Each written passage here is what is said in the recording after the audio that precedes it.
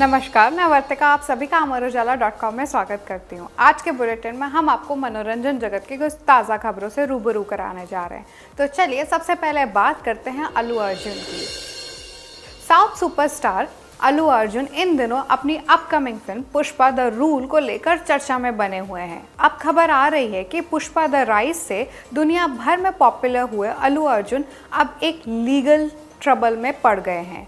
Report के अनुसार अल्लू अर्जुन के खिलाफ एक सोशल एक्टिविस्ट ने एफआईआर दर्ज कराई है, जिसमें एक्टिविस्ट ने दावा किया है कि एक एजुकेशनल इंस्टीट्यूशन के स्पेशल एड में अल्लू अर्जुन ने भ्रामक और गलत जानकारी दी है। दरअसल अल्लू अर्जुन ने 6 जून को आईआईटी और एनआईटी के रैंकर्स के बारे में जानकारी देते हुए एक एड को प्रमोट किया था। अब इस पर आरोप लगाया जा रहा है कि यह एड भ्रामक है और समाज को गलत जानकारी देता है। इस एड को लेकर अल्लू अर्जुन आलोचनाओं के घेरे में भी आ गए हैं। अब बात करते हैं शाहरुख खान की। शाहरुख खान के बेटे आर्यन खान को क्रूज ड्रग्स केस में क्लीन चिट मिल गई है। इस केस में उन्हें 26 दिन तक हिरासत में रखा गया था। हालांकि क्लीन चिट मिलने के बाद भी आर्यन ने चुप्पी साध रखी है, लेकिन एनसीबी के एक सीनियर ऑफिसर संजय सिंह ने हाल ही में दिए एक इंटरव्यू में आर्यन की गिरफ्तारी और जेल में उसके बयान के बारे में बताया है। उन्होंने कहा कि बेटे की चिंता में शाहरुख खान की आंखों में आंसू आ गए थे। संजय ने बताया कि इस केस के दौरान वे आर्यन के साथ साथ शाहरुख खान के भी संपर्क में थे। वह बेटे की मेंटल और फिजिकल हेल्थ को लेकर चिंतित थे। बातचीत के दौरान आंसू भरी आंखों के साथ उन्होंने कहा, हमें किसी क्रिमिनल या मॉन्स्टर की तरह दिखाया गया जो सिर्फ समाज को तबाह करने के लिए घर से बाहर निकलते हैं। अब बात करते हैं इंटरनेशनल सिंगर जस्टिन बीबर की। इंटरनेशनल सिंगर जस्टिन बीबर ने हाल ही में ऐसा खुलासा किया जिसे सुनकर उनके फैंस हैरान हो गए।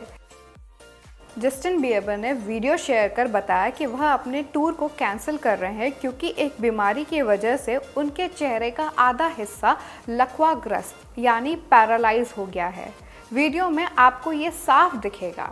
जस्टिन ने बताया कि उन्हें रामसे हंट सिंड्रोम बीमारी हुई है और इस वजह से उनका आधा चेहरा पैरालाइज हो गया है। जस्टिन ने दरअसल अपने टोरंटो और वॉशिंगटन शोज कैंसिल करने के बाद वीडियो शेयर किया।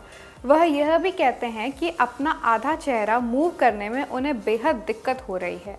जस्टिन ने वीडियो शेयर कर लिखा, महत्वपूर्ण, प्लीज़ देखें, मैं आप सभी से बेहद प्यार करता हूँ, मुझे अपनी दुआओं में रखना। अब बात करते हैं शेखर सुमन की। बॉलीवुड एक्टर और होस्ट शेखर सुमन जल्द ही comedy talent hunt show India's laughter champion के साथ टेलीविजन पर वापसी करने वाले हैं। इस शो की वापसी की खबर सामने आते ही प्रशंसक बेहद खुश हो गए हैं। इसी बीच अभिनेता ने हाल ही में उन कॉमेडियंस पर टिप्पणी की जो अपने कॉमेडी में अश्लीलता और गंदे चुटकुलों का इस्तेमाल करते हैं। उन्होंने हाल ही में एक इंटरव्यू में यह बताया कि कैसे संविधान में मिली अभिव्यक्ति की स्वतंत्रता का कुछ तत्वों द्वारा दुरुपयोग किया जाता है। एक वेबसाइट से बात करते हुए उन्होंने कहा कि यह उचित है कि जो लोग अभिव्यक्ति की स्वतंत्रता की जिम्मेदारी को भूल जाते हैं उन्हें जेल में डाल दिया जाता है।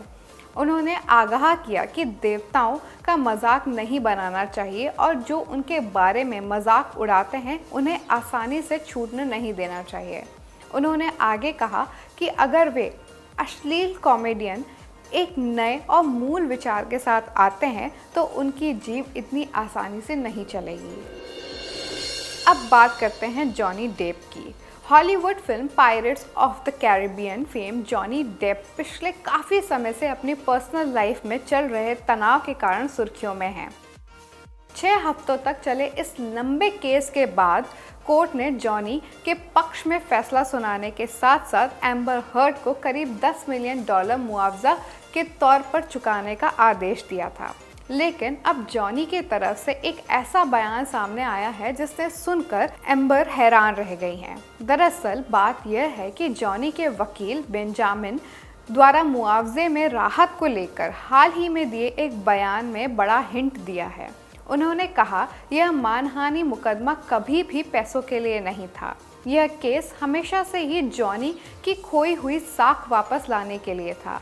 अगर एम्बर हर्ड इस केस में आगे नहीं जाती हैं तो हो सकता है कि जॉनी पैसे लेने से इनकार कर दें।